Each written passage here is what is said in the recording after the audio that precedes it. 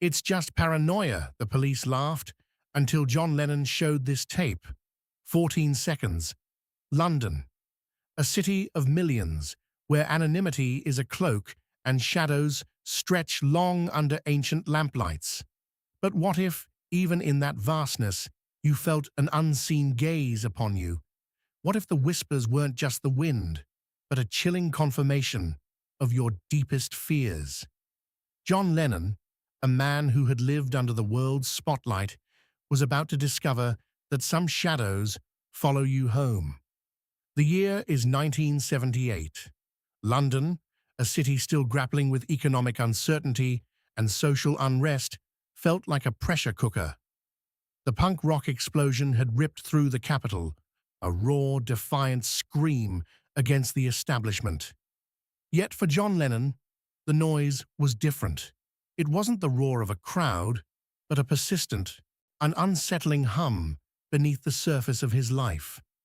He had retreated from the public eye, seeking solace in domesticity, in the quiet rhythms of family life. But peace, it seemed, was a luxury he could not fully afford. His days at Tittenhurst Park, his sprawling estate outside the city, were meant to be a sanctuary. Yet the vastness of the grounds, the quietude of the English countryside, only amplified the growing sense of unease.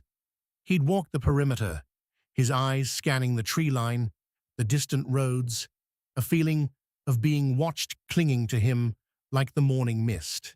He dismissed it at first as the lingering paranoia of a man who had lived under constant scrutiny for 2 decades. The price of fame, he told himself, the inevitable consequence of being John Lennon. But the feeling intensified.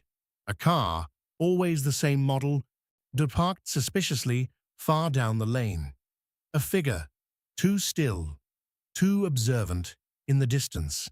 The subtle click of a gate that shouldn't have been opened. These weren't isolated incidents. They were a pattern, a slow, deliberate tightening of an invisible net. The city, when he ventured into it, offered no respite. The labyrinthine streets of Soho, the bustling markets of Portobello, the quiet elegance of Mayfair, everywhere felt like a potential stage for an unseen drama. He spoke of it to Yoko, his voice tinged with a frustration that bordered on fear. She, ever his confidant and spiritual partner, listened with a mixture of concern and her own pragmatic skepticism. They had faced threats before, navigated the treacherous waters of public adoration and hatred. But this felt different, more insidious, less about the mob, and more about a singular, focused intent. John Lennon, the man who had urged the world to imagine, was now imagining a reality far darker than any he had ever conceived. A reality where the line between celebrity paranoia and genuine threat blurred into a terrifying, undeniable truth. Hey, before we continue with this incredible story, I need to give you an important warning. Many subscribers have reported that YouTube has removed their subscriptions without notice. Just take a quick look at the red button below to make sure you're still subscribed to the channel. I don't want you to miss any of the exclusive content that's coming up. And while you're there, leave that powerful like that helps me a lot with the algorithm. Oh, and tell me in the comments, which city are you watching from? I love getting to know every amazing person who is part of this community. Your participation makes all the difference. Let's interact. John Lennon. The name itself was a beacon, a lightning rod. By the late 70s, he was a recluse, a self-imposed exile from the very fame he had helped to create. His environment was a gilded cage. Tittenhurst Park, a grand Georgian mansion, offered sprawling gardens, a recording studio, and the illusion of privacy. Yet it was a fortress under siege, not by an army, but by the insidious creep of suspicion. The walls, once a comfort, now felt like a barrier, trapping him with his own escalating fears. His days were a blend of domesticity and creative stirrings. He'd spend hours with Sean, rediscovering the simple joys of fatherhood, or retreat to his studio, surrounded by the hum of equipment and the scent of old tapes. But even these moments of peace were fractured by a persistent sense of vulnerability. He was a man who had once commanded stadiums, now reduced to scanning the horizon for unseen threats. His iconic round glasses, once a symbol of intellectual curiosity, now seemed to magnify the world's perceived dangers. He was a creature of habit, yet his habits were now dictated by a growing sense of caution. Drives into Ascot or Windsor, once casual excursions, became reconnaissance missions, his eyes darting to rearview mirrors, his mind cataloguing every unfamiliar face, every lingering glance. The London he knew, the vibrant, chaotic city he had once embraced, now felt like a vast, indifferent entity, capable of both adoration and betrayal.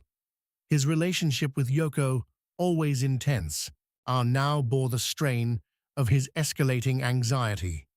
She tried to soothe him, to rationalize his fears, but even her unwavering belief in their shared spiritual path couldn't fully dispel the dark cloud that enveloped him. He spoke of feeling hunted, of a specific malevolent intent directed solely at him.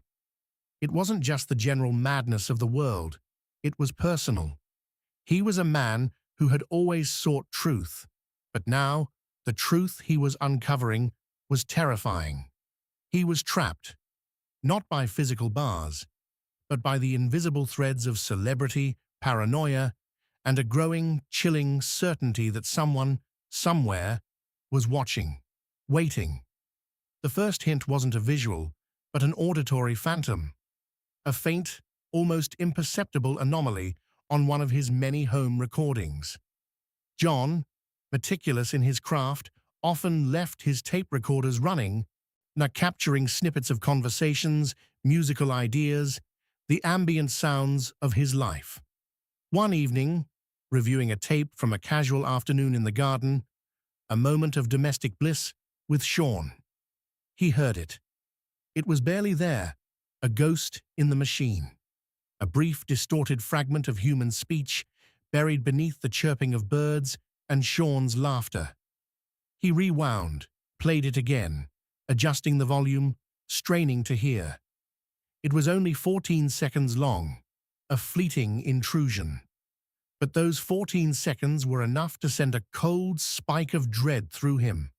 The voices were muffled, indistinct, but the tone was unmistakable, low, conspiratorial, and the words, though fragmented, were chilling. He could make out phrases like target acquired, movement confirmed, and then a name, whispered, with an unsettling familiarity, Lennon. He played it for Yoko. Her face, usually so composed, paled. "It's just interference, John," she tried, her voice lacking conviction. "A radio signal, a stray broadcast." But they both knew. The clarity of the name, the sinister context, it was too specific, too deliberate to be random static. The tape, a mundane object, had become a harbinger, a secret revealed not by design, but by a terrifying accident. John became obsessed. He listened to the 14 seconds over and over, dissecting every syllable, every nuance. He tried to identify the voices, the background sounds. He imagined the scene, someone hidden, recording, planning. The garden, once a haven, now felt compromised, its tranquility shattered by the insidious whisper captured on magnetic tape. The paranoia, once a nagging suspicion, solidified into a terrifying certainty. He wasn't just imagining things, he was being watched, he was being targeted, and he had 14 seconds of chilling proof. The 14-second tape became John's anchor in a sea of escalating fear.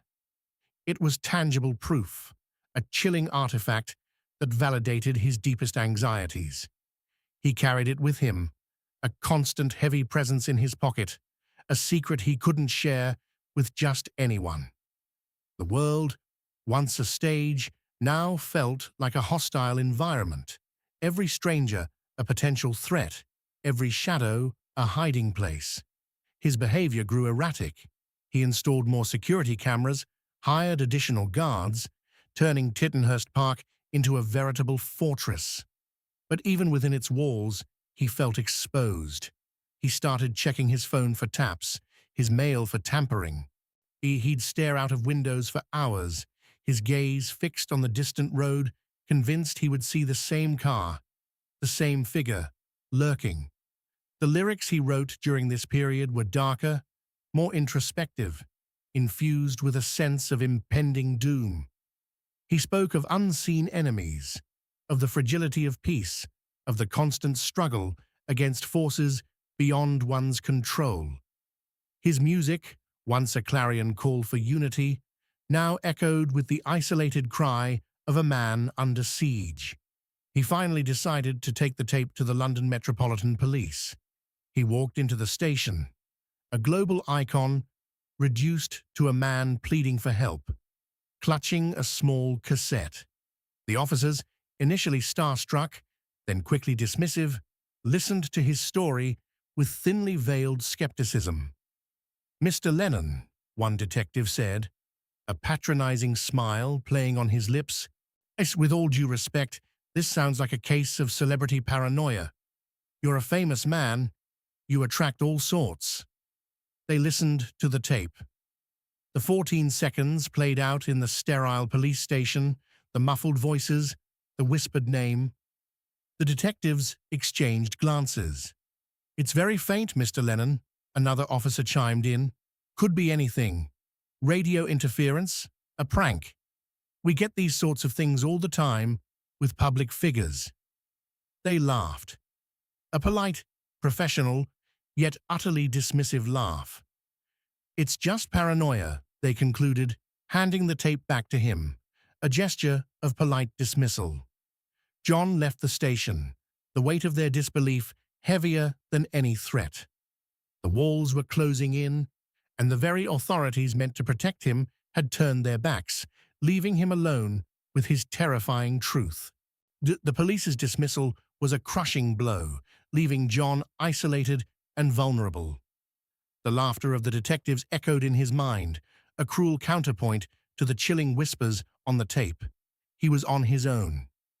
The feeling of being watched intensified, becoming an almost physical presence.